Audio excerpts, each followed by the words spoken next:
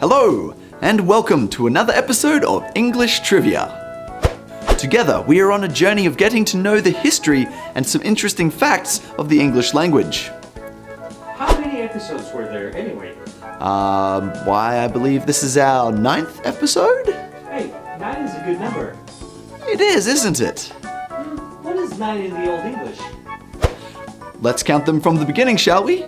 Un, trois, près, féro, fif, six, sepho, eta, nero, and tien. Pardon my pronunciation. Some of them sound similar to the modern numbers, don't they? They do. You gave me an idea for today's episode. Which is? Let's see where the numbers come from, shall we? And why they're all different.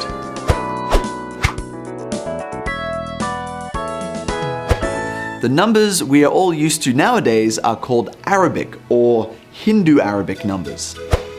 The latter name is probably more accurate because it was Hindus in India who invented the system in about the 5th century. Of course, the question is, how did these numbers end up being used in English? What did people use before that? And what's the largest number? Alright, that's 3 questions then. So logically, let's begin with the second one. Until the 13th century, people used Roman numbers and used abacuses for calculation. Unlike the system we use now, where we use all 10 digits to make any number we want, Romans have repeated symbols like 1 and 1 1, or combined ones like 1 5, 5 1, 1 10, 10 1, etc. For larger numbers, they created new numbers like V for 5, X for 10, L for 50, C for 100, D for 500, and M for 1000. Interestingly enough, they didn't have a 0. They didn't need it because each of the symbols had to have a certain value. So, if we were to use this system today, this is what it would sound like.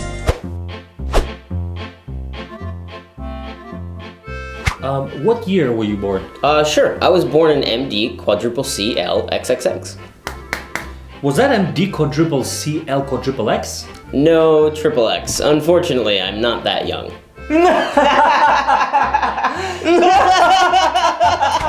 Roman numbers were quite confusing in calculation, and you couldn't tell from the length of the number how big it was. For example, MCMXCIX is 1999, but 2000 is MM. As difficult as they might be, we still use Roman numbers today. We can see them on a clock face. They are used for the copyright date on films and TV programs, sports events like the Olympics, 20 Winter Games. Monarchs are usually numbered in Roman. King Edward VII of England. In 1202, an Italian mathematician Fibonacci wrote the Book of Calculation, where he explained the efficiency of Arabic numbers.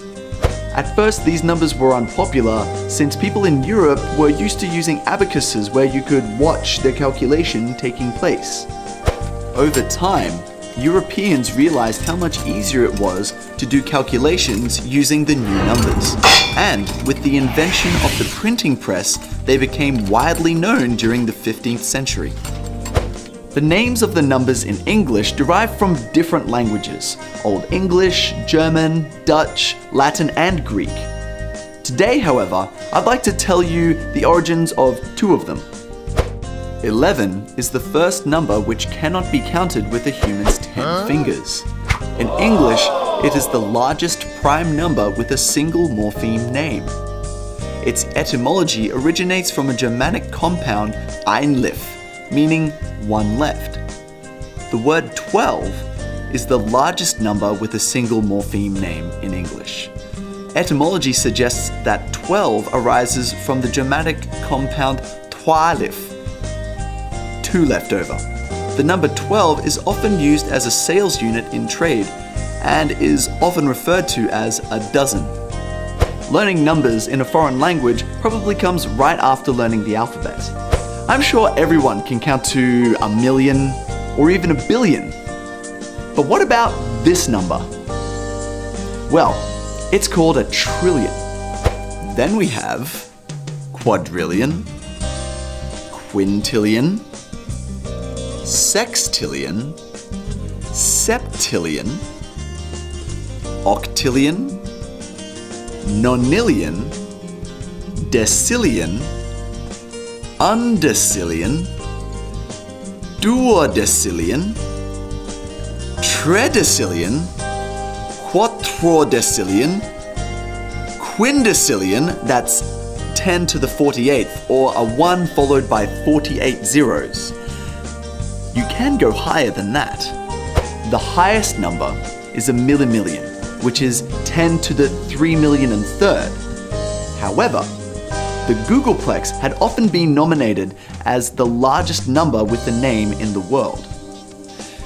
If a Google is 1 with 100 zeros, then a Googleplex is 1 with a Google amount of zeros. Of course, there is more to know about numbers in English, but we hope that you found our trivia both interesting and useful. For more of our learning videos, click this link. Don't forget to subscribe, and before we meet again, take care and keep practicing.